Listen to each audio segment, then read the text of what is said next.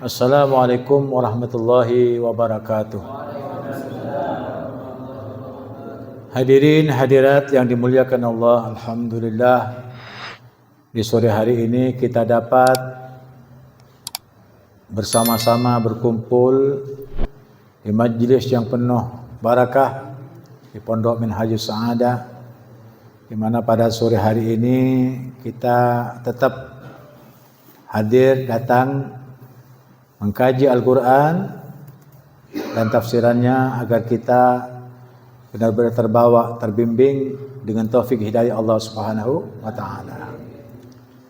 Sudah sampai pada ayat yang ke-239 surat Al-Baqarah. Fa in khiftum farijalan aw rukbanan fa idza amintum fadhkurullaha kama 'allamakum ma lam takunu ta'lamun. Sudah diterangkan fa-nya kemarin tentang masalah bagaimana seharusnya kita memelihara waktu-waktu sholat, syarat dan masyrutnya dan rukun-rukunnya, serta yang berhubungan dengan masalah syarat sahnya sholat. Maka bagaimana kalau kita melaksanakan sholat ketika kita dalam keadaan khawatir, dalam keadaan tidak mengenakkan, atau rasa takut karena sebab perang, ataupun takut karena sebab ada binatang buas dan lain sebagainya? Ini Allah mengajarkan. Artinya apa? Jangan sampai kamu tinggalkan sholat. Karena kalau di atas suhu jaga, ketika kamu dalam keadaan sempit atau terasa terganggu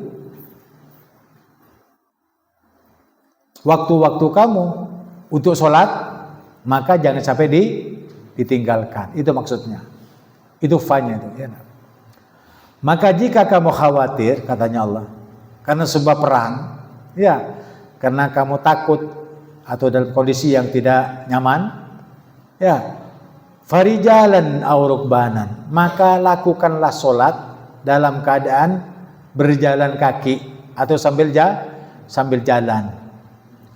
Ya, itu maksudnya di peperangan. Kalau di peperangan sambil berjalan, sambil berlari sembunyi, berdiri lagi sholat, lari lagi, ya. Atau ketika waktu dalam keadaan berjamaah, itu makmum kalau dua saf. Kalau makmum yang pertama mengikuti imam ketika ruku, yang saf yang kedua tidak boleh ruku, berjaga-jaga, takut-takut ada musuh yang menembak kita. Paham? Nah, sama. Ketika dia i'tidal, makmum yang belakangnya ruku dan seterusnya. Artinya ada yang sholat, ada yang menjaga orang sholat dari ancaman musuh ketika dalam perang. Itu di dalam hadis banyak diceritakan dan itu ada babnya. Ustaz ini tidak menerangkan tentang masalah banyaknya bab yang berbicara tentang masalah sholat ketika perang.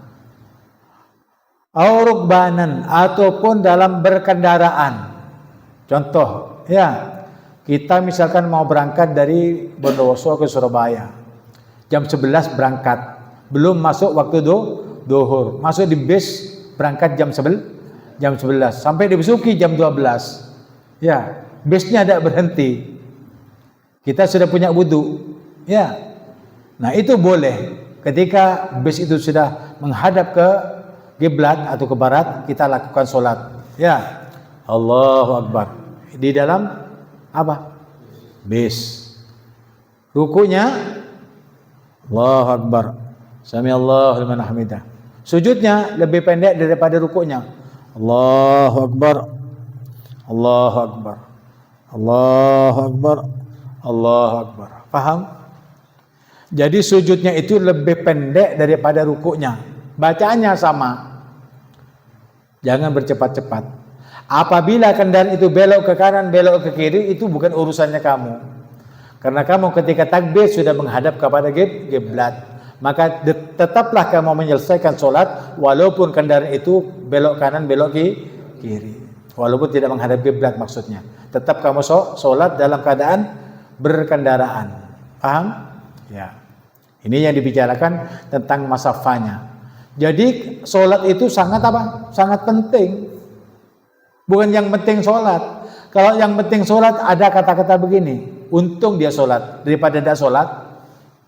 Itu awam, orang awam. Ilmunya orang awam.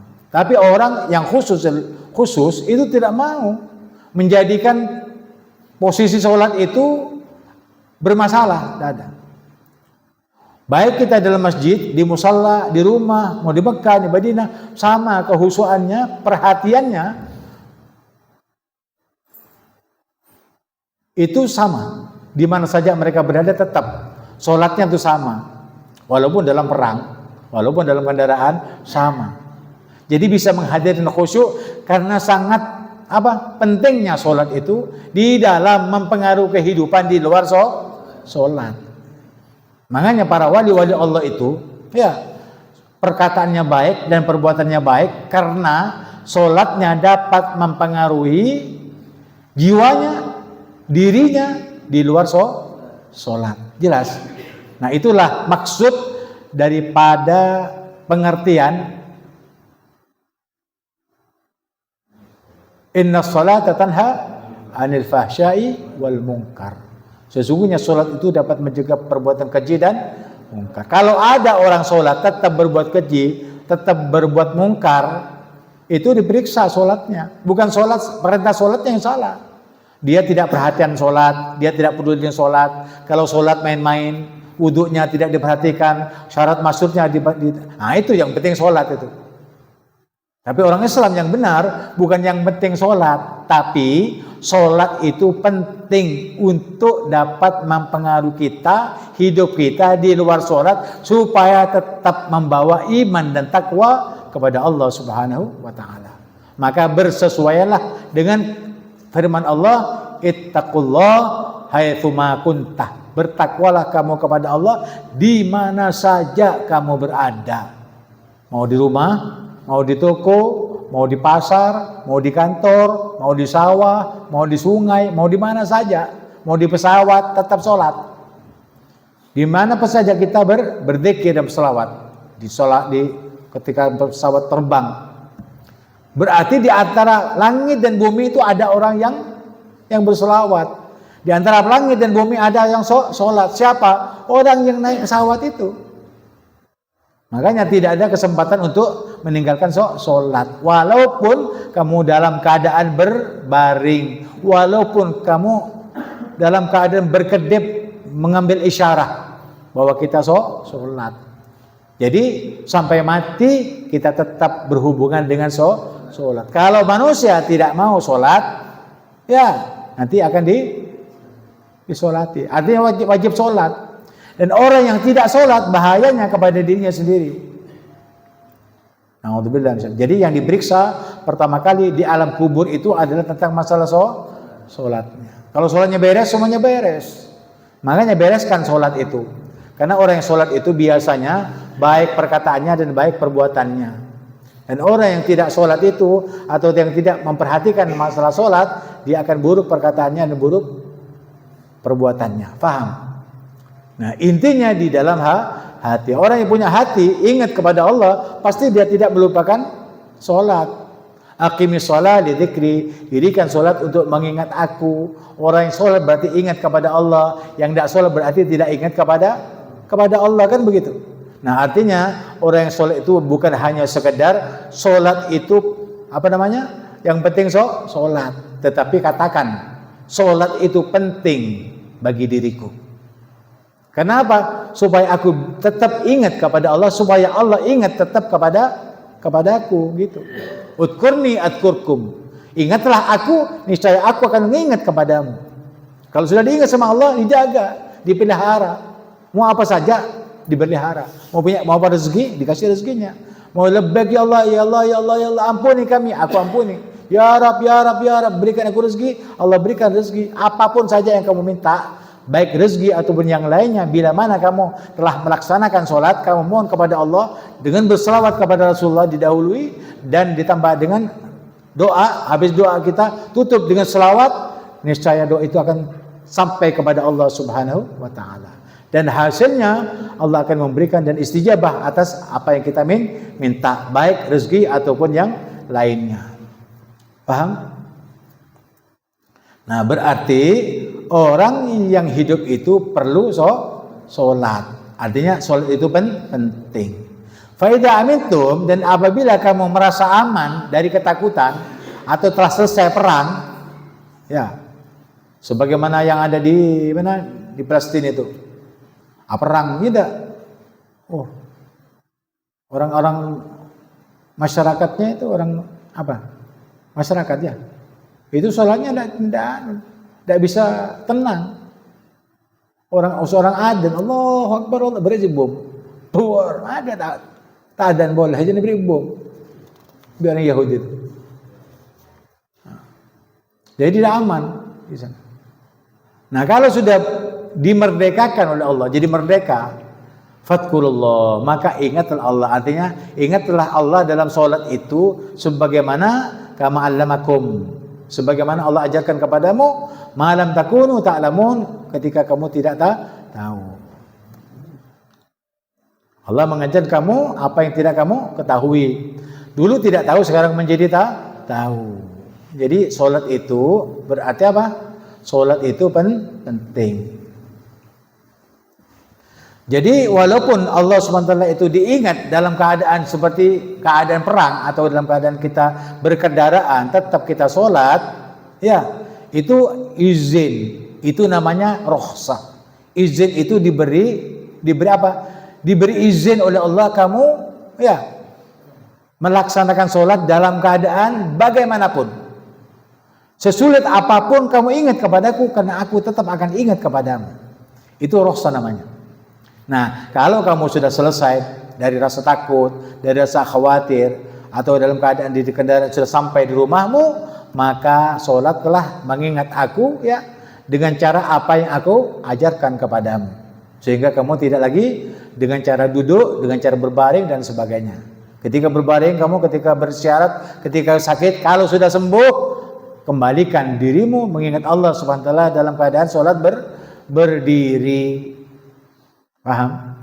Nah, adapun masalah hukum Allah ini yang ada dalam laguan tentang masalah sholat, pembelajarannya, kalau kamu sholat berdirilah, kalau kamu tidak sanggup duduklah, kalau kamu tidak sanggup berbaringlah, kalau tidak bisa berbaring berisyaratlah dengan mata. Artinya apa? Tidak ada jalan untuk meninggalkan sholat. Makanya orang yang sengaja meninggalkan sholat, dia kafir secara terang-terangan. Faham? Nah, itu kemudahan. Artinya tidak ada susah di dalam ajaran Islam. Hanya saja manusia yang membuat susah dirimu, sementara Allah membuat gampang kepadamu. Inna ma'al usri yusra. Jadi Allah SWT itu tidak menghendaki kesulitan kepadamu. Kalaupun ada kesulitan, itu ujian bagi kamu. Karena sesudah kesulitan ada kemudahan. Itu janji Allah. Kamu misalkan minta kepada ya Rab, ya Rab, ya Rab, ya Rab, terus apa yang diminta terus-terusan. Ketika kamu diberi, alhamdulillah.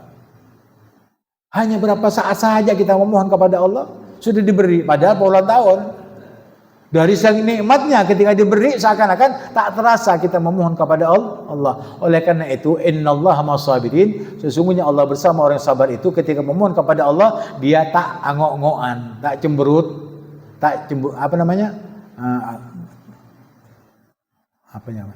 agurundung. Agurundung itu tuhamhim, katanya orang Arab. Tuhamhim itu agurundung. Ya Allah, kenapa ya saya dari dulu tidak dikasih-kasih? Saya sudah minta, bahkan saya berjamaah sudah sama begini-begini, kok tidak begini. Jangan dibilang tidak diberi. Ketika kamu diberi, aduh kapan? Baru saja minta, tidak terasa, tak tahunya sudah di ini. Syukuri itu. Ya, sebenarnya apa yang kamu tidak minta diberi sama Allah SWT, jadikan kamu tidak tahu. Sebagaimana Habib ajarkan kepada kamu bahwa kamu tidak pernah meminta berkedip dalam satu hari 24 jam itu, berkedip berapa kali, makannya berapa sendok, tidak, minumnya berapa liter, tidak tahu kamu, dan tidak pernah minta kepada Allah, tapi Allah tetap beri. Itulah berkesinambungannya agar kamu itu kembali kepada Allah dan punya kesempatan untuk meraih sukses hidup bahagia dunia akhirat dengan kebahagiaan yang Allah berikan, yang Allah janjikan dunia dan akhirat dengan Islam dan iman. Maka sabar kamu, katanya Allah. Paham? Karena itu akan datang kepadamu.